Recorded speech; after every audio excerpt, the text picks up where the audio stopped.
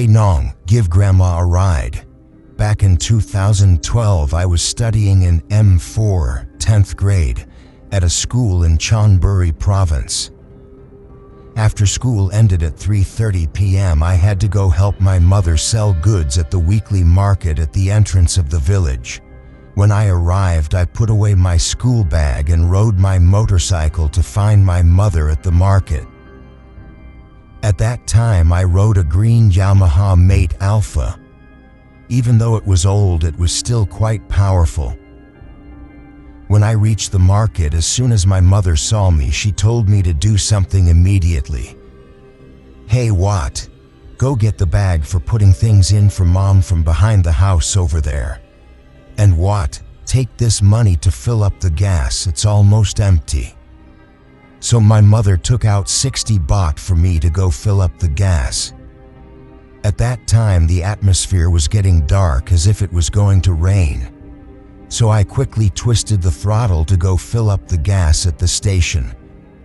But on the way to the gas station, I had to pass a shop, which was Auntie Ko's shop on the left. Today I saw an old woman sitting in front of the shop. The old woman turned towards me and waved, shouting, "Hey Nong, give Grandma a ride." I was surprised, so I shouted back, "Okay, Grandma. I'll be right back." I said, "I'm going to fill up the gas for a moment," and then I quickly twisted the throttle and sped up. When I reached the gas station, it started to rain lightly. I thought to myself, should I go give Grandma a ride? Another part of me thought I should hurry back to take the bag to Mom at the market. But out of pity, I decided to give Grandma a ride first. I stopped by Auntie Ko's shop again and saw the old woman there again. At that moment, I truly felt sorry for the old woman, so I agreed to give her a ride. The old woman took out her phone. It was an old button phone and a small piece of paper was attached to it. The old woman handed me the phone and the paper and said, "Hey Nong, dial this number for Grandma." I was surprised. Why didn't Grandma dial it herself? Or was her eyesight poor? So I took the phone and the paper. When I opened the paper, I saw that it was numbers, but I was surprised that there were 13 digits starting with 374 or some numbers like that. It didn't look like a phone number at all. I thought to myself, what kind of phone number has 13 digits? But I dialed the number anyway and called out. It connected and someone answered, but I didn't pay attention to it. I handed the phone back to the old woman and walked to wait by my motorcycle.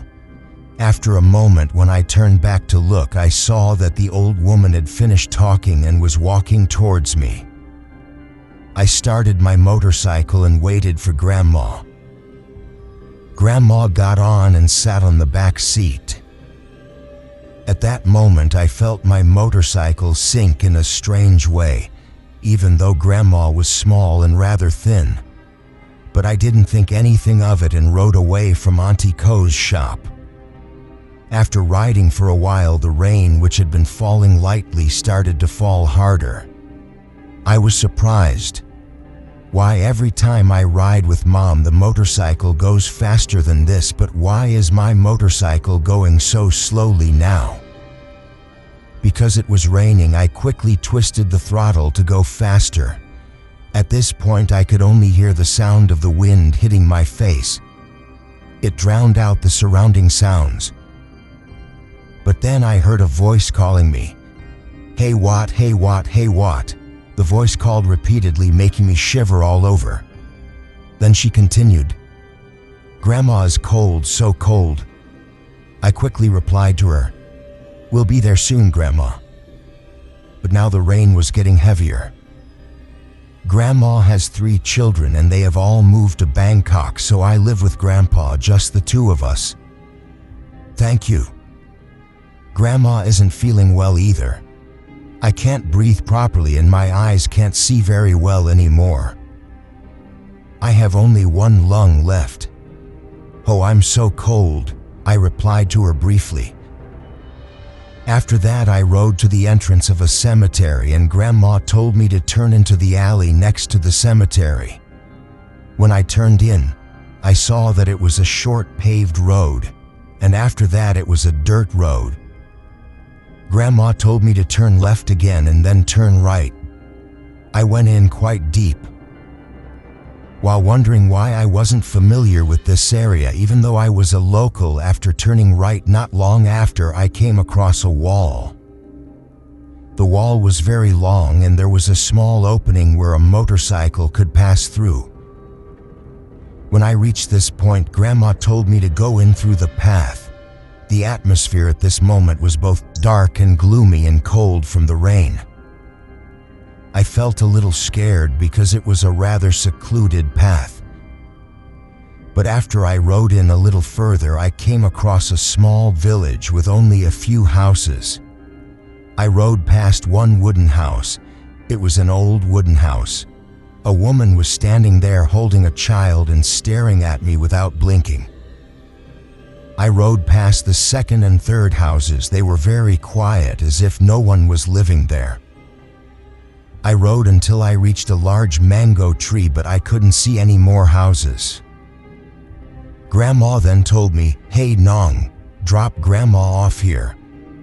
So I stopped the motorcycle for Grandma to get off.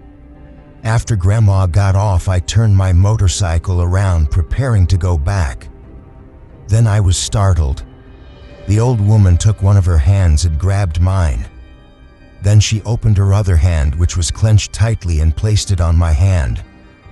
When Grandma opened her hand, I saw that it was money, 40 baht, in old 20 baht bills. I quickly looked up at Grandma and said, "It's okay, Grandma, I don't need it." But Grandma said, "It's nothing, take it." So I took the money and thanked Grandma. After that, I rode back the way I came. I rode out of the spot where I dropped Grandma off for less than a minute and turned back to look. Grandma was gone. I was very startled because Grandma shouldn't have been able to walk that fast, and there were no houses in that area either.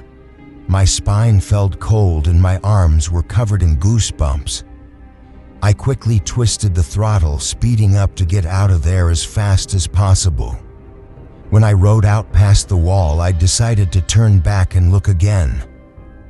It turned out that the wall I had entered through was completely closed, and there was no opening for a vehicle or person to pass through at all. At that moment, I was almost in shock. I thought I must have encountered a ghost. I quickly twisted the throttle and rode back to find my mother. When I arrived, my mother scolded me loudly for being late, so I decided to tell my mother everything that had happened.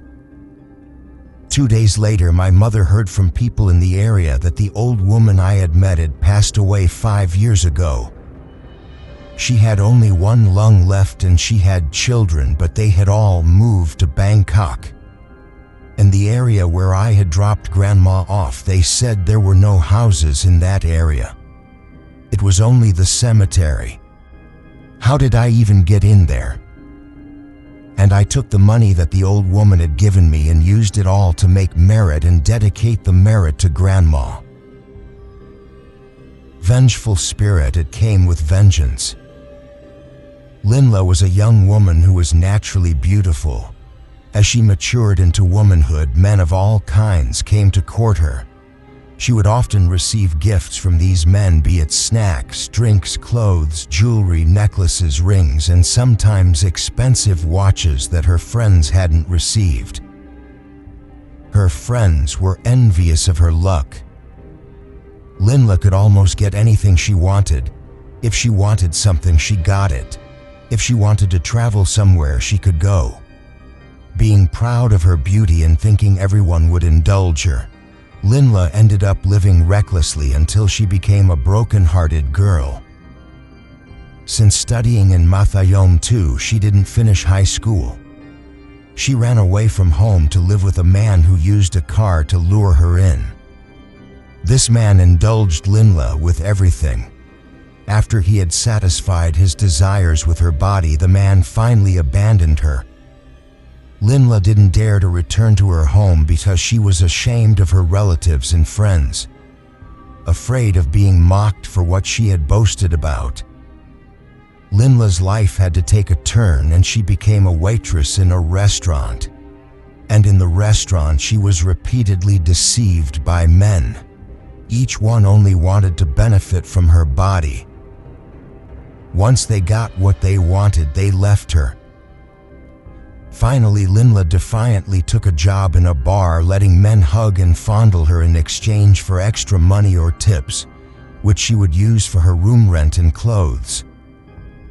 Sometimes she had to sit and drink with customers until she became a degenerate woman, drinking alcohol and doing drugs. Until she met and fell in love with Tom, whom she met when she took her motorcycle for repair at a shop near where she lived. Tom was a hard-working mechanic with a good nature.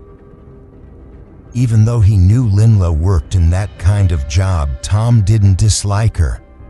Finally, the two of them lived together as husband and wife. Tom told Linla to quit her job, and he would take responsibility for supporting her. She agreed to quit her job and become a good housewife.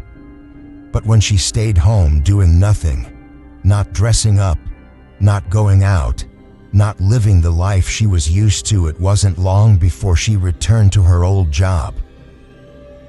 Tom didn't like women who were promiscuous and did drugs because Linla returned to her old lifestyle of drinking, going out, and dating men indiscriminately. Tom couldn't stand her behavior and asked to separate for a while. But Linla didn't care. She continued drinking, going out, and dating various men as before. And something unexpected happened that she never thought would. Even though she thought she had taken precautions, she got pregnant, but she didn't know who the father of the child was. At that time, she was 7 weeks pregnant. She thought she couldn't keep this pregnancy because the child wouldn't have a father and it would be an obstacle to raising it. So she went back to Tom and told him about it, asking for his help, with a promise that she would behave better. With the love Tom had for Linla, he forgave her and gave her some money to get an abortion. After she had the abortion, she returned to live with Tom as husband and wife as before. Everything seemed to be getting better, but Linla felt that her body wasn't normal. She would often have a slight stomach ache. When she went to the doctor, they couldn't find the cause, so she had to endure the pain. She thought it was a side effect from the abortion. Tom and Linla lived together for about 3 years, and they both agreed that they wanted to have a child. Not long after, Linla had symptoms like morning sickness, and she was indeed pregnant. Time passed until she was 7 weeks pregnant, and she had a severe stomachache, twisting and writhing in pain. When she stood up, a large amount of blood flowed out of her vagina and pooled on the floor. Both of them lost the child again. It was truly an unexpected event. Not long after that, after the doctor advised Linla to rest her body until she could get pregnant again, Tom and Linla were very happy to be able to have a child again. They took great care of Linla. In the next pregnancy, when she was 7 weeks pregnant, while Linla was in the bathroom, she suddenly fell backward and hit the floor hard, which caused her to miscarry again. It was truly an incident no one expected. Not long after that, one night, Linla dreamed that a young boy came to her with an angry and resentful face, his eyes dark and his gaze frightening. He looked directly at her. Linla asked him, "Who are you, boy?" The child replied, "I am the one you killed." This made Linla so scared she was almost in shock. After that, he said various things, asking why Linla killed him. Linla stopped to think for a moment and then remembered the time she had an abortion. So she apologized and said that at that time she wasn't ready to raise a child, which was why she had the abortion. But now she was ready. She asked the child to be born healthy to her again. She would raise him well. After Linla finished speaking, the image of the boy slowly disappeared. She was startled awake and told Tom about the dream.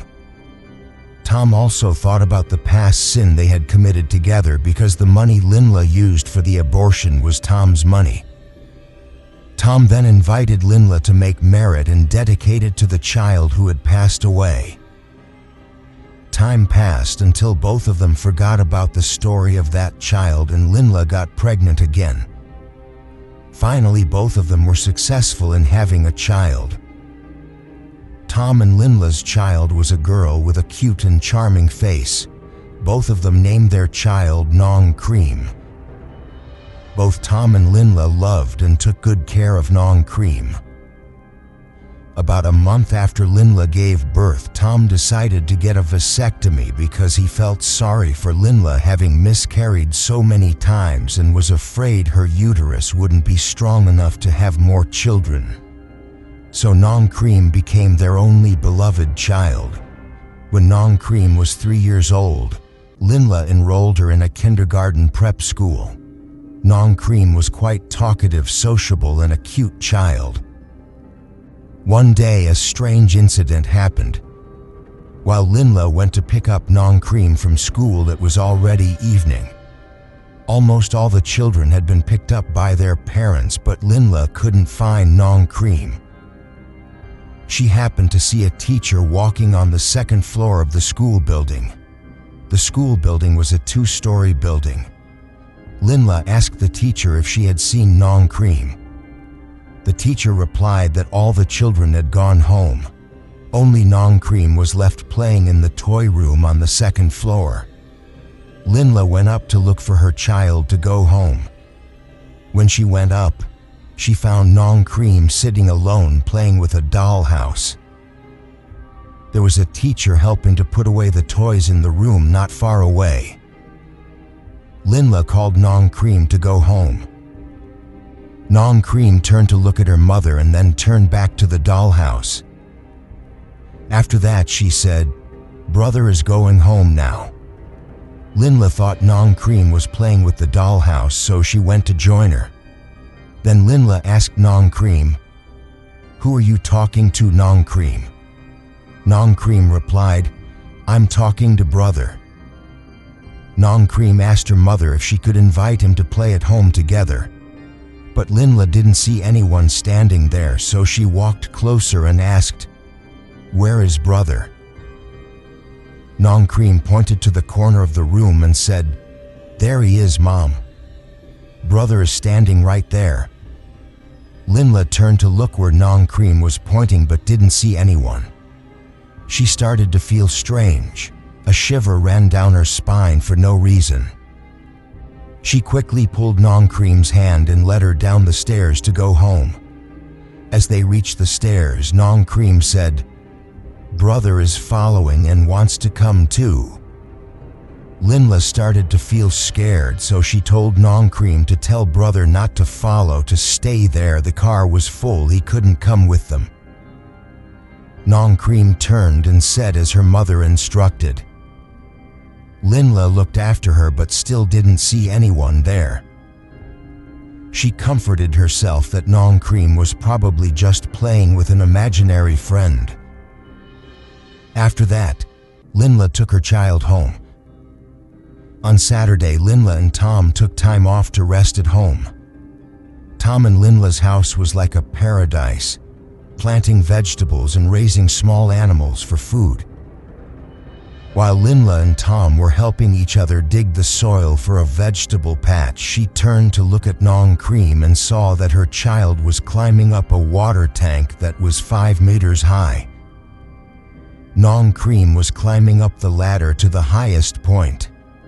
Linla was very startled and called Nong Cream loudly. She shouted for her child to come down. Both she and Tom ran to the water tank and helped catch Nong Cream as she climbed down. Tom quickly hugged Nong Cream tightly and asked why Nong Cream was playing there. But Nong Cream said that brother on the water tank called her to come up. Linla quickly looked up, but she didn't see anyone, and there were no other children around that area. Both she and Tom quickly took Nong Cream into the house. After that, strange incidents happened to Nong Cream repeatedly. One time, Nong Cream acted as if she was going to step into the fish pond. Luckily, Linla grabbed her in time. When she asked Nong Cream what she was doing, she replied that brother called her to come play in the water. This made Linla start to worry. She was afraid that this wasn't just an imaginary friend like typical children have. But Linla didn't know what to do. She could only watch over Nong Cream carefully to keep her safe from harm. One night, Linla dreamed of the boy again. He was standing in front of her bed with a red face, his eyes staring at Linla with resentment. She felt very scared, but she wondered why this child hadn't moved on, even though she had told him to be born as her child. While Linla was thinking this, it was as if the child sensed her thoughts. He said he wanted to be born too, but another girl's spirit was born first. So now he couldn't be born because Tom had a vasectomy.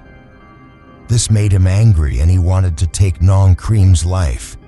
When Linla heard this, she cried and apologized, trying to negotiate with the child spirit to spare Nong Cream's life. But the child spirit shook his head and acted as if he intended to seek revenge. He said in a chilling voice, "If I wasn't born, Linla will never have the child she wants, and her child will be like this too." Just then the child snapped his own neck, pulling his head off his body. Then he used his hand to hold his head up and show it to Linla, making her scream. Linla was so scared she almost fainted. She couldn't hold back her tears and quickly woke up Tom and told him about the dream. The next morning, the two of them went to see the doctor who performed the vasectomy and asked him to reverse the procedure for Tom. Not long after that, Linla got pregnant again, but this pregnancy was very difficult because she had severe morning sickness and could hardly eat anything. But she persevered until she reached full term. When it was time to give birth, she was in excruciating pain, almost dying, but in the end, she successfully gave birth to a handsome and charming baby boy. Tom and Linla were very happy and named the child Nong Cream, which means cool, hoping he would be a calm person and not easily angered. But it didn't work. Nong Cream was very difficult to raise, crying loudly and fussing constantly, making his parents hardly sleep. But Linla persevered, thinking that this was probably the child born from resentment. So she considered it a way to atone for her past karma. Until one day, while Linla was holding Nong Cream in her arms and trying to comfort him, he wouldn't stop crying, which made her think back to the terrible incident she had caused before. She then spoke to her child.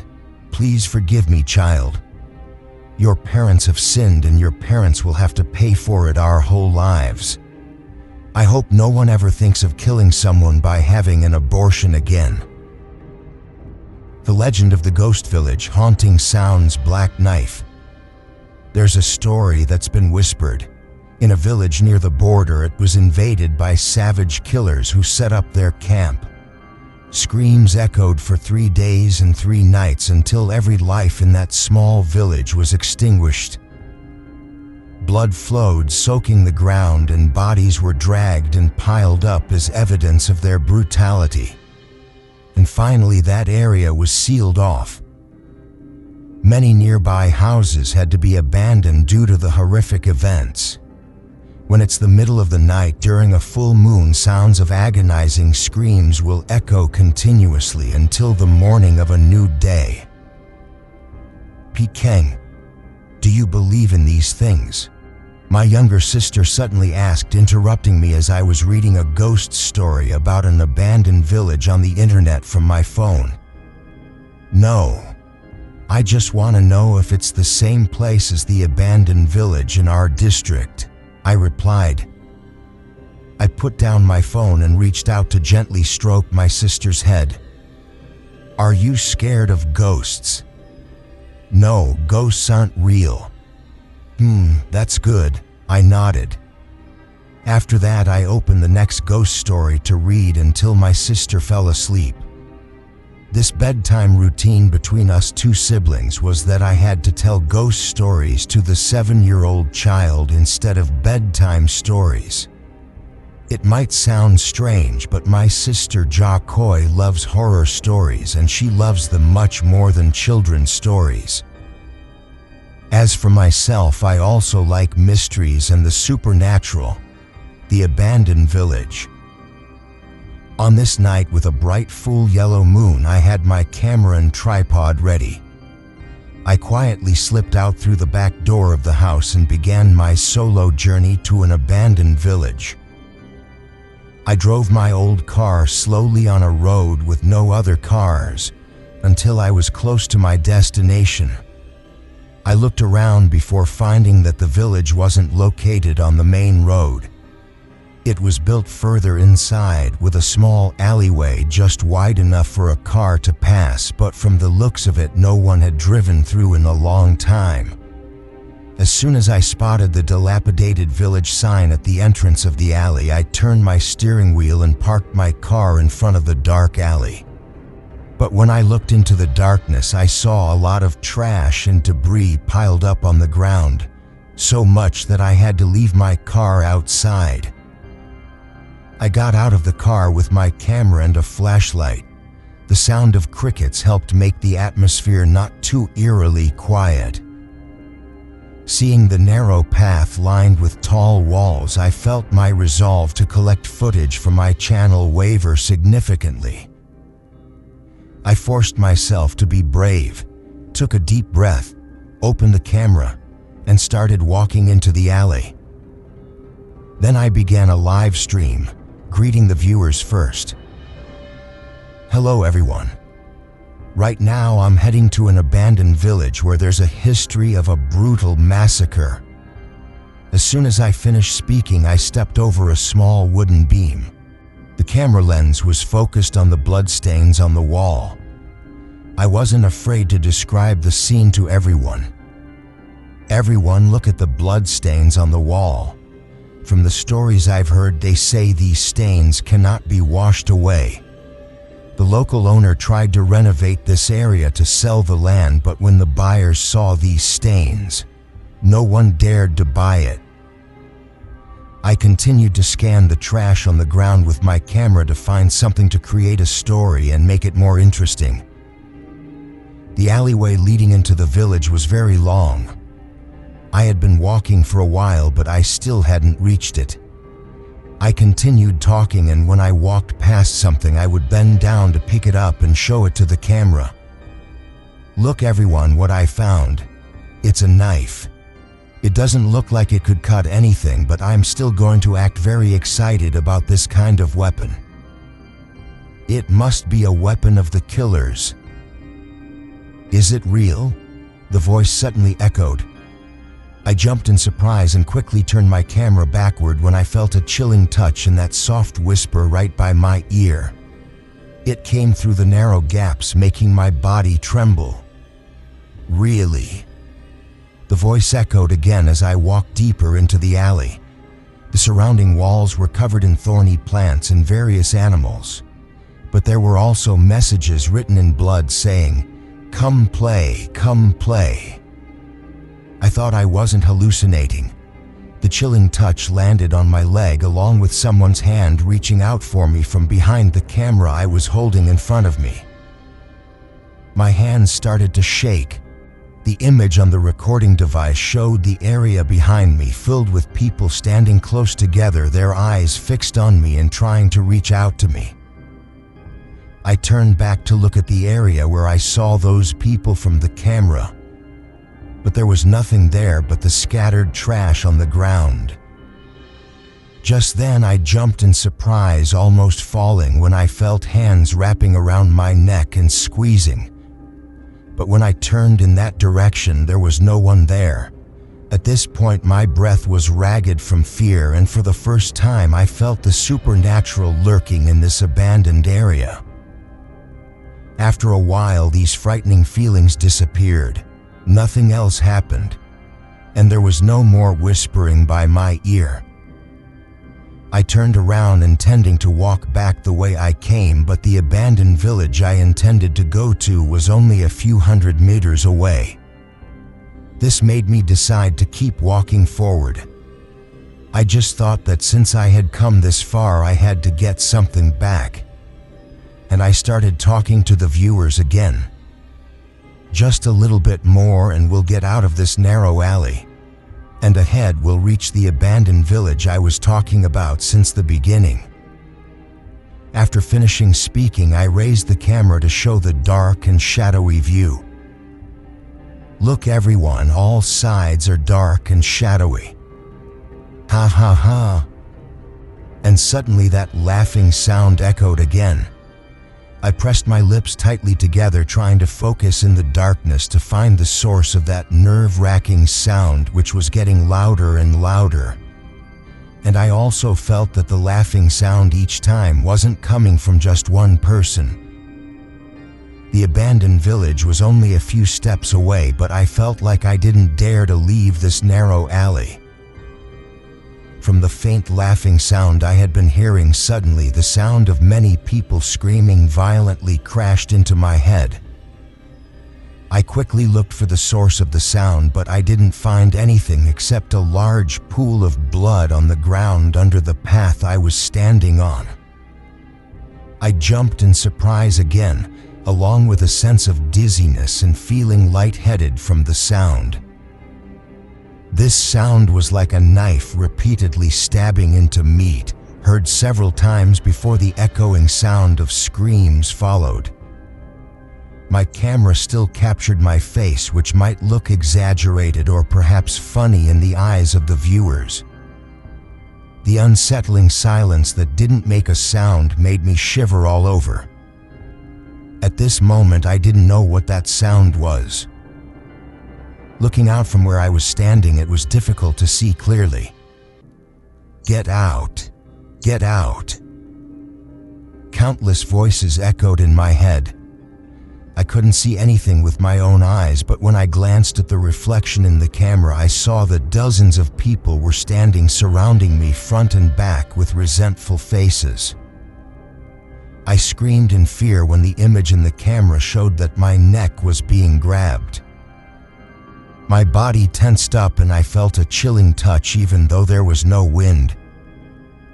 This made me realize that the image shown in the camera was real. I opened my mouth and eyes wide and ran back the way I came. Even so, I heard the sound of laughter chasing after me until the sound slowly faded and disappeared. When I returned home, I went into the Buddha room and prayed for several hours.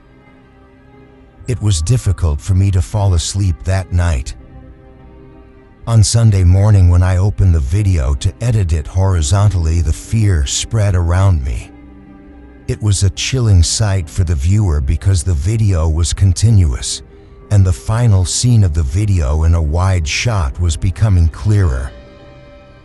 But what surprised me the most was the last moment when I ran out while the camera was still recording. A ghostly figure was clinging to me. When the video ended, that laughing sound still echoed by my ear. My whole body shivered when my shoulder was pressed down gently, giving a physical sensation like someone's hand was playing with me. "Come play. Come play," it whispered repeatedly by my ear, and the dark shadow appeared at the corner of my eye. My body became rigid. The hand holding the camera became weak and limp until the camera fell to the ground. With that sound, I opened my mouth and eyes wide and ran down from the second floor of the house and headed towards the kitchen where my mother was cooking. I called out to her and explained as best as I could, though it wasn't coherent. But I tried to tell her what I had encountered last night and just now. When my mother heard everything, she quickly drove me to see a famous monk at a temple nearby. And the revered monk said that it was because I had trespassed in a place I shouldn't have. Some spirits that couldn't be born took the opportunity when I was weak-minded to follow me out. So I had to bring the equipment in the car I used to go to that abandoned village back to the temple to perform a ritual to seal off the spirits. After that, he gave me holy water and a small Buddha amulet to attach to the console in front of the car to drive away evil things that might still be clinging to me.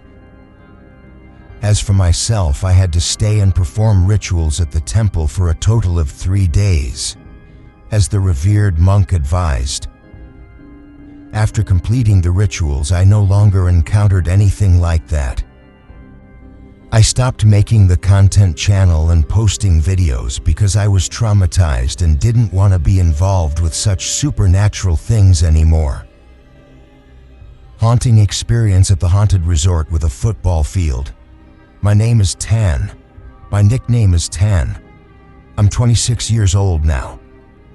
10 years ago, when I was 16, I really loved playing football, so I was chosen to represent the school team.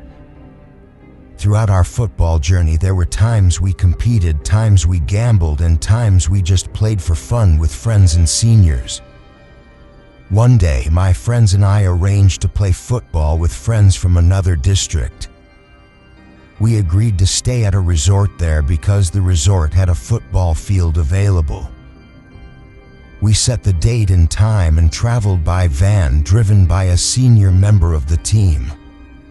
When we arrived at the appointed resort, I noticed something strange. There were no people using the service at all. After we brought our belongings into the room we had booked and walked around to explore the area, it made me wonder even more why such a beautiful resort had no customers. So I turned to ask my friend Ike, "Hey, don't you think this resort feels strange and empty? There's no one here even though it's so nice." My friend replied, "It's probably because there are many other resorts around here maybe." So I didn't think much of it. After that, I lay down waiting for the time to play football. As for my friend Ike, he was on the phone talking to friends from the other team we had arranged to play with. The rest of my friends were in their own rooms, and I don't know when I fell asleep.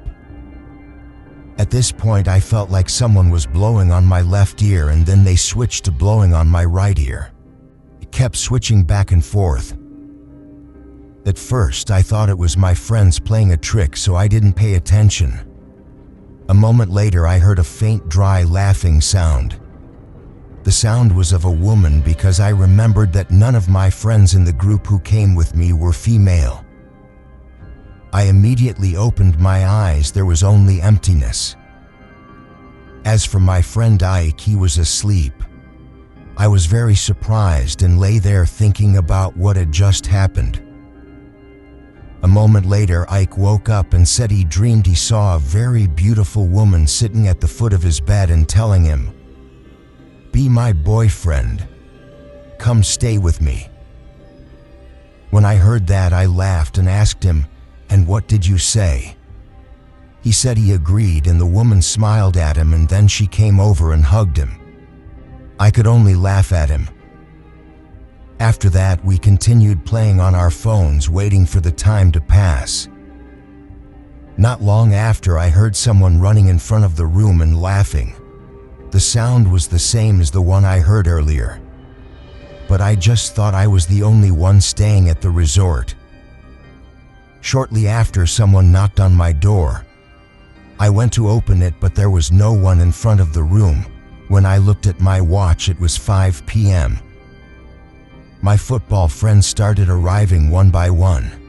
We went down to play football until 7:30 p.m. and then went our separate ways back. As for me, I went back up to the room with my friend Ike.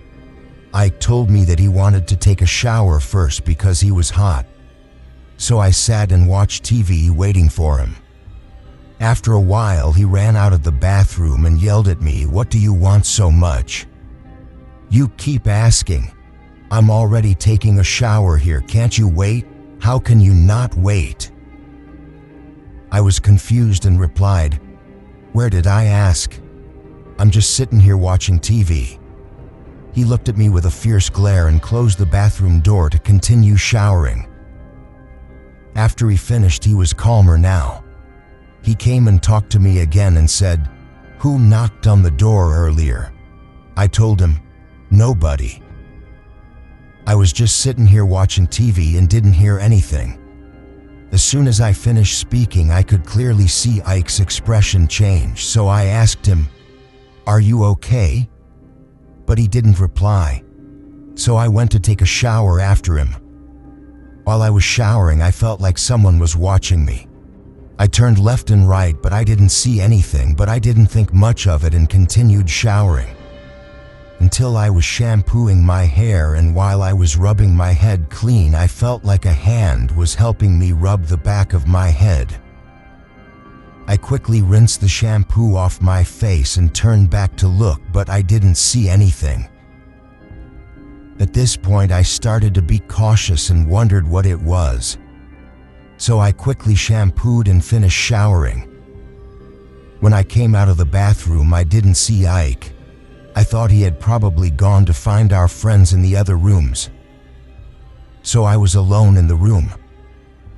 After a while, I heard people talking softly, like whispering. I became quiet and listened to the sound. I could tell it was a woman's voice, and I could roughly understand what she was saying. "Take him. Take him to stay with us too." I tried to find the source of the sound, but I couldn't. I thought I might be hearing things, but I was tired from playing football, so I decided to turn off the light and go to bed first. I thought Ike would probably come back by himself. While I was drifting off to sleep, I smelled a foul smell, like something rotten in the room.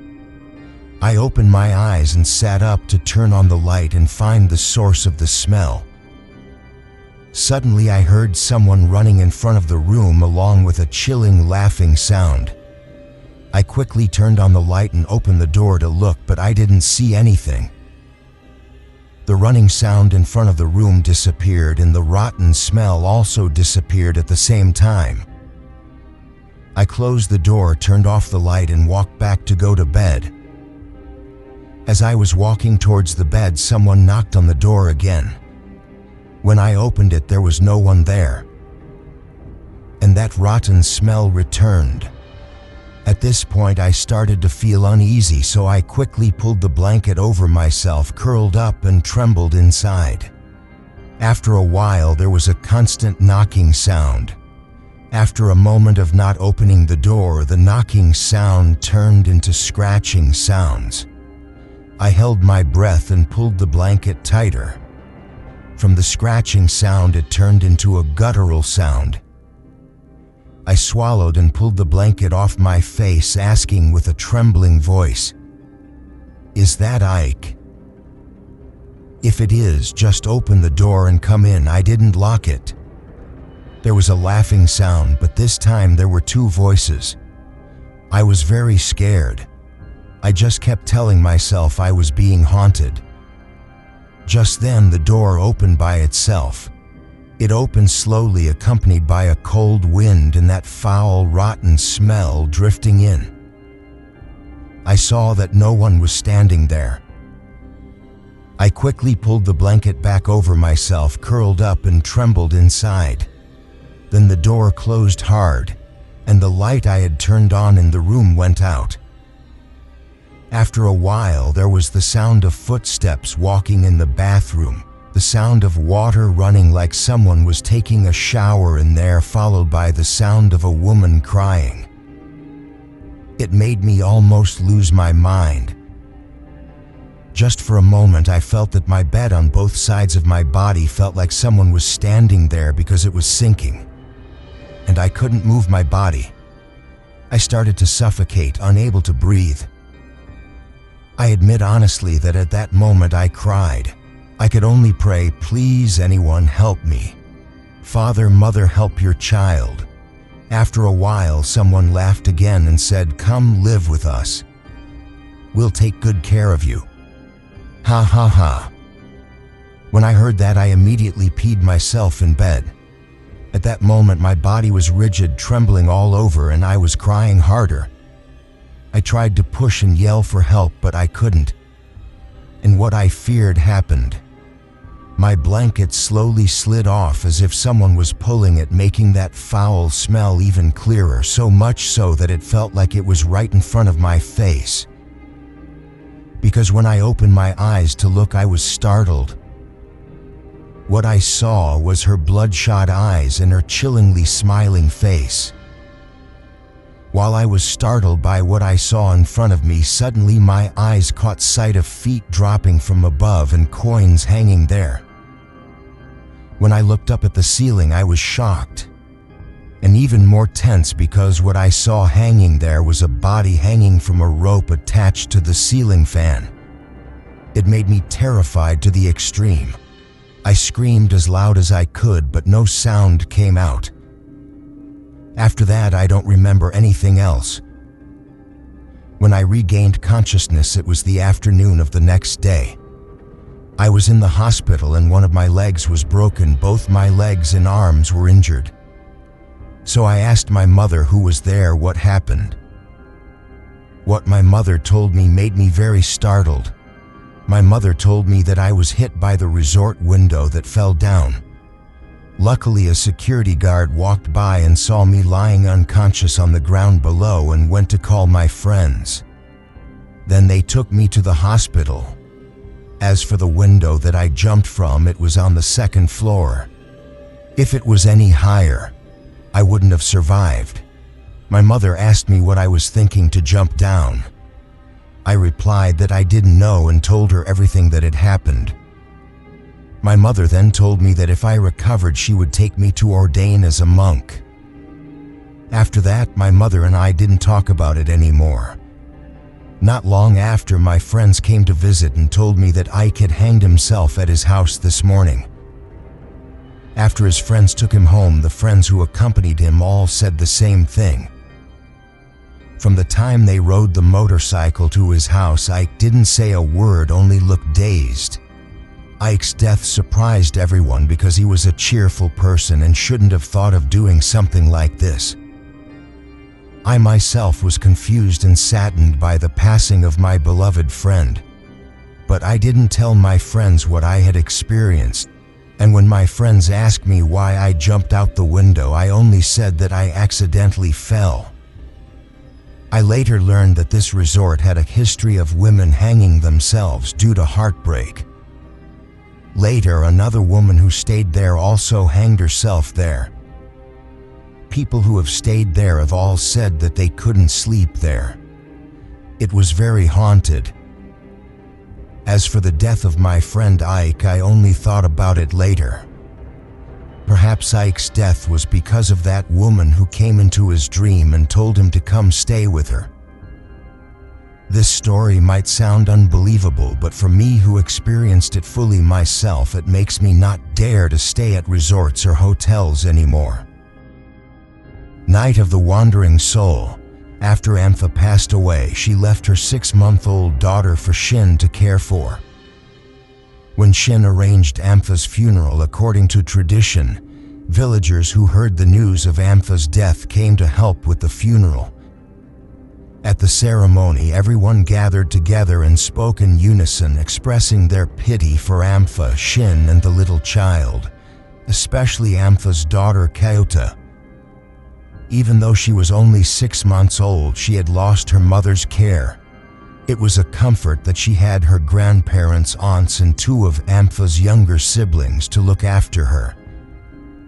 Shin himself, even though his heart was broken by the loss of his loved one, with his love and responsibility towards his little child, Shin resolved to take the best possible care of his beloved daughter Kyota.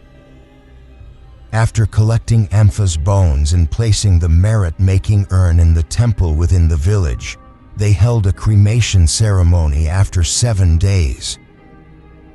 7 days after Ampha passed away, early in the morning, Yai Chwap, Ampha's mother, rode her motorcycle to Shin's house. Yai Chwap called out for Shin for a long time because Shin was taking a shower to get ready for work. When Shin met Yai Chwap, he asked if his mother had something important to do that she came so early. Yai Chwap spoke with a worried expression, saying that last night around 3 a.m., Ampha had appeared in her dream. In the dream, Ampha was standing outside Yai Chwap's house crying. She cried for a long time. When Yai Chwap walked over to Ampha, Ampha hugged her and said she missed her child. She wanted to come visit but couldn't. Ampha also said that where she was, it was only darkness. She couldn't see anything, but she heard the sounds of wailing and groaning of many people suffering. As for Ampha, she was suffering from hunger because she hadn't eaten anything. And it was very cold there as well. There was no comfortable place to rest like she used to have. After she finished speaking, Ampha sobbed uncontrollably, and then Ampha's image slowly faded away. Yai Chwap was so startled she couldn't go back to sleep. She waited until morning and then quickly rode her motorcycle to Shin's house to discuss what they should do. Shin listened to the dream that Yai Chwap recounted and felt pity for Ampha. As a mother who had lost her daughter, Yai Chwap must have been worried about her child. But before Shin could say anything, Nangjampha, Shin's mother, who had overheard Yai Chwap's dream, suggested that for peace of mind, Yai Chwap and Nangjampha should go see a medium at the end of the village, who was rumored to be able to communicate with spirits. They would ask the medium to perform a ritual to summon Ampha's spirit and ask her questions. Yai Chwap agreed and said she would go with her. As for Shin, he was to go to work as usual. If Nangjampha found out anything, she would tell Shin. Yai Chwap and Nangjampha helped each other prepare flowers, incense, candles, Ampha's clothes and belongings, and 2 or 3 pieces of Nangjampha's clothing. Nangjampha rode on the back of Yai Chwap's motorcycle and headed to the end of the village. Around 10 a.m. they arrived at the medium's house. They noticed that there were already 4 or 5 villagers there. Nangjampha and Yai Chwap sat and waited in the back of the large living room, which was 6 meters wide and 7 meters long. In front of the room was an altar with many Buddha images and statues of various deities. Next to the altar was a raised platform about 1 meter wide and 1.5 meters long. On the platform, covered with a red cloth, sat a man about 40 years old, with a plump, slightly swollen face. He was sitting on the platform with one leg hanging down.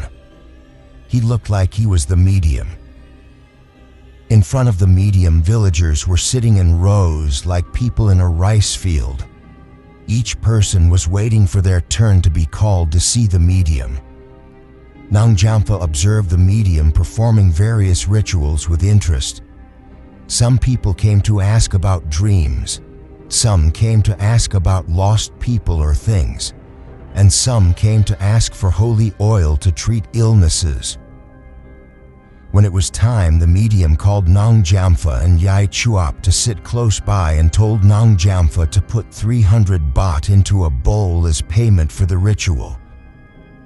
Nangjampha quickly put the money in the bowl. After that, she placed the flowers, incense, and candles and told the medium about the dream. The medium nodded and began the ritual to summon Ampha's spirit. He brought the bowl and placed it in front of him, then lit a candle and let the wax drip into the bowl. During this time, the medium closed his eyes, chanting mantras and murmuring unintelligibly. After a while, the medium's body trembled all over. When the trembling stopped, he slowly opened his eyes and looked at Yai Chwap and said, "Mother." Nangjamfa quickly moved closer and placed the clothes they had brought in front of the medium, saying, "Ampha, if it's really you, please come out for Mother to see." Ampha in the medium's body bent down and picked up the clothes and belongings that belonged to Ampha, correctly identifying each item. Yaichuap saw this and started crying, not caring who saw her. Nangjamfa then asked Ampha in the medium's body, "How are you, child?" Ampha in the medium's body cried and said she missed her daughter Kauta very much. Every day she was hungry and had nothing to eat. It was very dark where she was. But before Nangjamfa could ask anything further, the medium's body started trembling again and fell limp on the platform. After a long while, the medium woke up and slowly sat up like someone who was exhausted. When the medium recovered, his assistant, who was sitting nearby, told the medium everything that had happened. The medium then told Yaichuap and Nangjamfa that the spirit of the deceased needed food and a place to stay. Every Buddhist holy day they should make merit by offering food and sweets that Ampha liked. Then they should buy a small house like a spirit house and place it under a large tree by the roadside.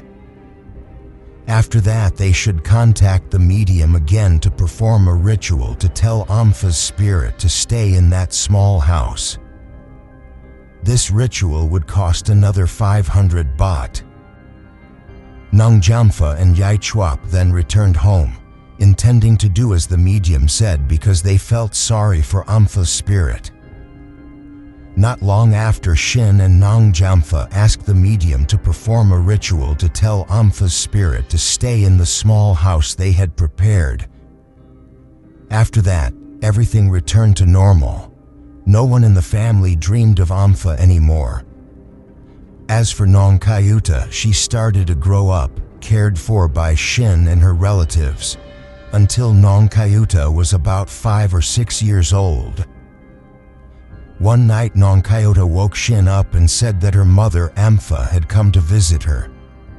She hugged her and stroked her body, and then her mother left. Shin thought Nongkayuta was just dreaming, but Nongkayuta insisted that she wasn't. Ampha's mother really came to see Nongkayuta. Shin started to believe what Nongkayuta said because before this Shin had heard dogs howling repeatedly, and they stopped when Ampha passed away. At that time, Nongkayuta was only about 6 months old and was just starting to recognize her mother's face but didn't understand language yet. When she started to remember things, Shin would often show Nongkayuta pictures of her mother Ampha. So Shin was confident that what Nongkayuta said was true. Nongkayuta never lied. The next morning, Shin went to tell Nangjamfa about it, and Nangjamfa took the matter to the medium. After telling the medium the story, the medium advised that Ampha's spirit was still attached to something regarding her child. Coming to hug the child was because Ampha wanted her child to go with her. Therefore, they must perform a ritual to extend Nongkayuta's lifespan to prevent the spirit from taking her life, which could happen.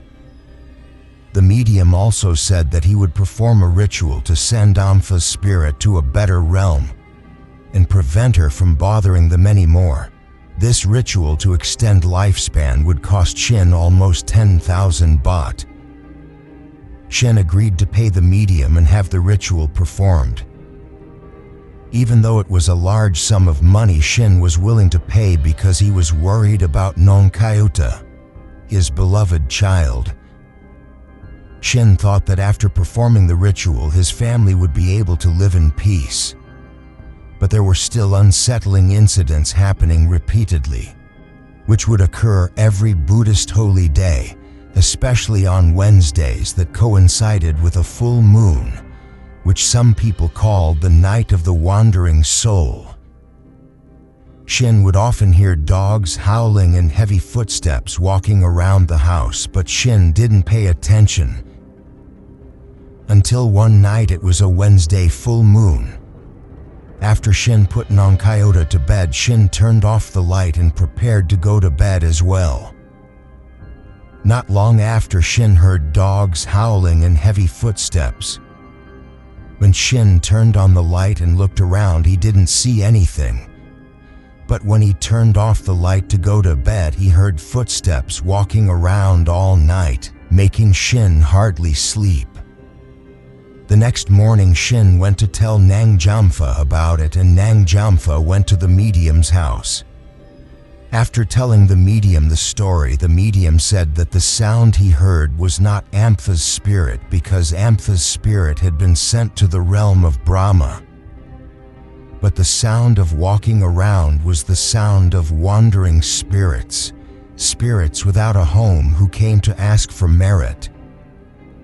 The medium told Nang Jamfa to go back and make merit for those wandering spirits, and the medium would perform a ritual to exorcise those evil spirits, which would cost another 2,000 baht for the ritual items to drive away the evil spirits.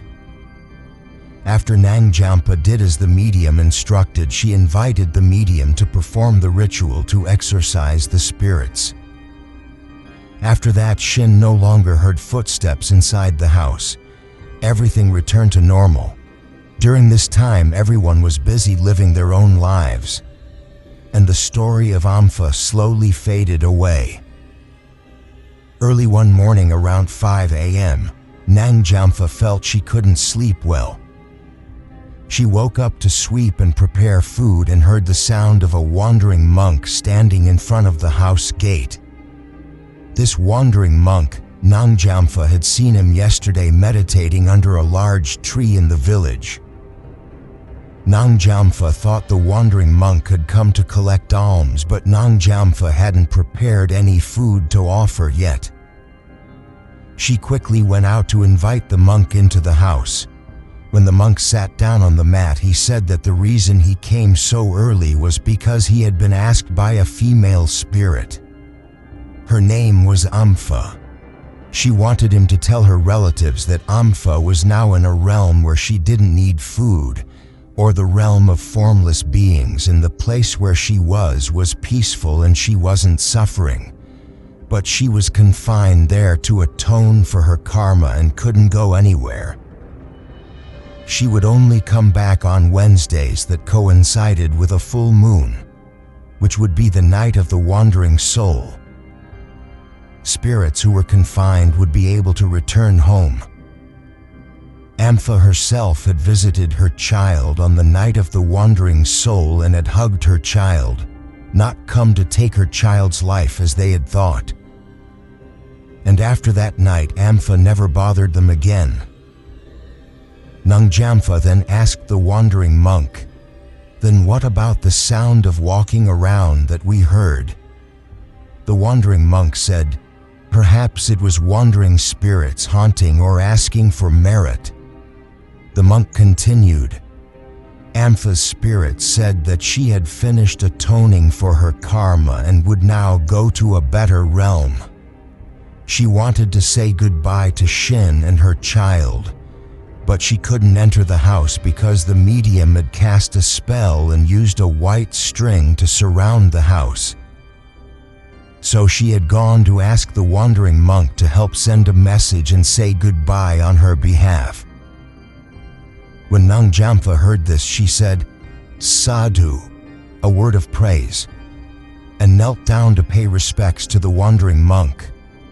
The wandering monk said he would leave early to find a place to make merit, so he would leave now and gave his blessings before leaving the house.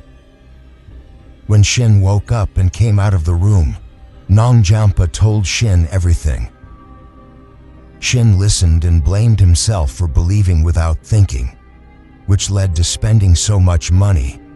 9 months later, Shin and Nang Jamfa brought Nong Kyota to Yai Chuap's house to welcome a new grandchild who had been born to Auntie On, Nang Jamfa's youngest child. She had just given birth to a baby girl 7 days ago. Everyone was happy and celebrated having another granddaughter.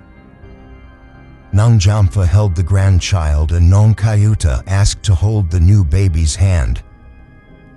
As Nonkayuta reached out to touch the little baby, Shin noticed that on the inside of the baby's left forearm, there was a faded red birthmark in the shape of a crescent moon. Both the location and the shape were exactly like Ampha's birthmark. What was even stranger was that the baby's face somewhat resembled Ampha's as well. Shin was convinced that Ampha's spirit had said goodbye to go to a new realm, but in reality she had returned to be born into the human world and was born back into their own family. Shin then held Nonkayuta's hand and helped her hug the little baby and said, "Kayuta, love your sister like you love mommy." Everyone who heard this laughed because Shin's words were funny.